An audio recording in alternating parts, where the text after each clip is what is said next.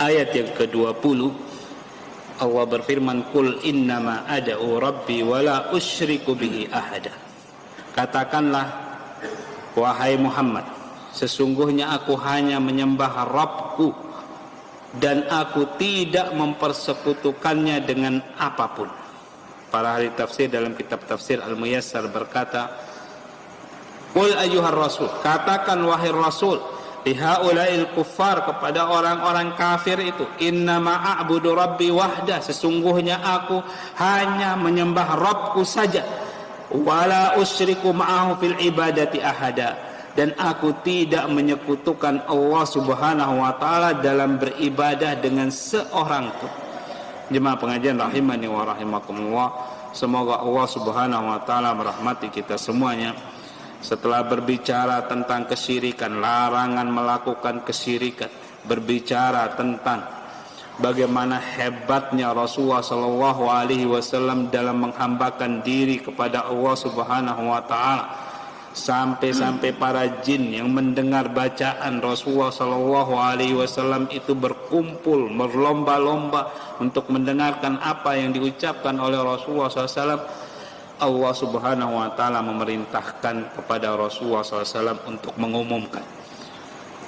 Setelah cerita tentang bagaimana jin-jin ini berdatangan kepada Rasulullah SAW untuk mendengar ajaran Allah subhanahu wa ta'ala, setelah Allah bercerita bahwasanya di antara jin-jin yang mendengar ini mereka balik ke kaumnya, mendakwahi kaumnya, mengingatkan kaumnya tentang mentauhidkan, mengesahkan Allah, mengingatkan supaya mereka tidak terpecah belah, tidak bergolong-golongan, supaya mereka kembali kepada golongan yang satu untuk menyembah Allah subhanahu wa ta'ala saja.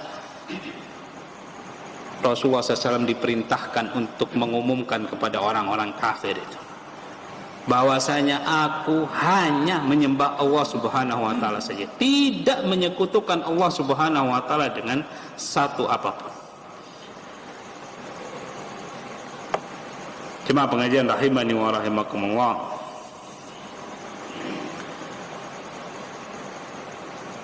ini menunjukkan bahwasanya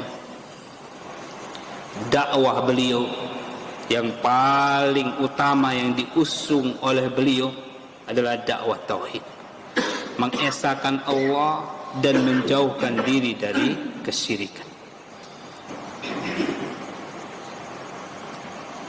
Prinsip inilah jemaah pengajian rahimani wa rahimakumullah membuat beliau diusir oleh kaum, membuat terjadinya peperangan antara beliau dengan orang-orang yang menentang dakwah beliau. Beliau tersiksa, ditimpa sekian banyak cobaan karena dakwah yang seperti ini. Jemaah pengajian rahimani wa rahimakumullah, semoga Allah subhanahu wa ta'ala merahmati kita semuanya. Seharusnya kita sebagai pengikut Rasulullah sallallahu alaihi wasallam di mana-mana berani mengucapkan kalimat seperti ini. Tidak hanya sekedar jemaah pengajian rahimani wa rahimakumullah seperti apa yang diucapkan oleh orang-orang tidak ada Tuhan selain Allah subhanahu wa ta'ala tanpa mengetahui maknanya. Maknanya jemaah pengajian rahimani wa rahimakumullah seperti apa yang disebutkan dalam ayat ini. Aku hanya menyembah Allah dan tidak menyekutukan Allah subhanahu wa ta'ala dengan satu apapun. Anti yang namanya kesyirikan baik besar maupun kecil. Jemaah pengajian rahimani wa rahimakumullah, ayat yang ke-21. Qul inni la amliku lakum darran wala rasyada.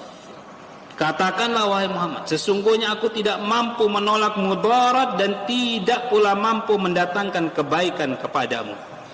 Para ahli tafsir dalam kitab tafsir Al-Muyassar berkata, Qul ayyuhar rasul lahum, katakan wahai Rasul kepada mereka orang-orang kafir itu, inilah aqdiru an adafa'a ankum darra, sesungguhnya aku tidak punya kuasa menghindarkan kalian dari mara bahaya, wala ajribu lakum naf'a, dan tidak punya kuasa untuk mendatangkan manfaat untuk kalian. Jemaah pengajian rahimani wa rahimakumullah, setelah mengumumkan tauhid yang kokoh, tidak ada kesyirikan sedikit pun di dalamnya, Rasulullah SAW diperintahkan untuk mengumumkan, saya ini seperti kalian, tidak punya kuasa untuk mendatangkan, menolak kemudaratan maupun mendatangkan manfaat untuk kalian. Jemaah pengajian rahimani wa rahimakumullah, semoga Allah Subhanahu wa taala merahmati kita semuanya, karena sebab banyak kesyirikan itu terjadi sebabnya karena itu. Pelakunya minta dihindarkan dari kemudaratan. Pelaku kesyirikan minta didatangkan manfaat untuk dia. Kepada siapa? Kepada selain Allah Subhanahu wa taala. Kasarnya seolah-olah mereka sudah bosan berdoa kepada Allah tuh, kok tidak dikabul-kabulkan. Mai cari cara yang lain, mai, siapa tahu itu wali yang itu bisa mengabulkan.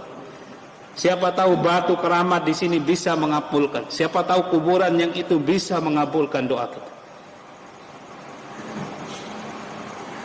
Atau mereka mau cari jalan yang tidak pernah ditempuh oleh Rasulullah SAW. Ada jalan yang hebat untuk berdoa supaya bisa didengar oleh Allah Subhanahu wa taala. Caranya doa di samping kuburan. Caranya doa di tempat-tempat keramat. Tidak pernah dicontohkan oleh Rasulullah SAW. Untuk apa itu semua? Mau cari manfaat, mau menolak kemudaratan, ngelap barakah. Walauzubillah. Jemaah pengajian rahimani wa rahimakumullah, Rasulullah SAW makhluk yang paling mulia, Sayyidul Anbiya wal Mursalin, mengumumkan di masa hidup beliau, diperintahkan oleh Allah Subhanahu wa taala di masa hidup beliau untuk mengumumkan, saya hidup begini, Sayyidul Anbiya wal Mursalin, tuannya para nabi dan rasul, tidak bisa mendatangkan manfaat untuk kalian, tidak bisa juga menolak kemudaratan untuk kalian.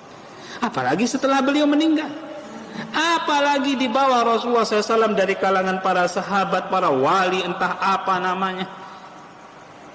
Rasulullah SAW yang hebatnya luar biasa, kedudukannya sangat dekat dengan Allah Subhanahu wa taala, tidak bisa melakukan yang demikian.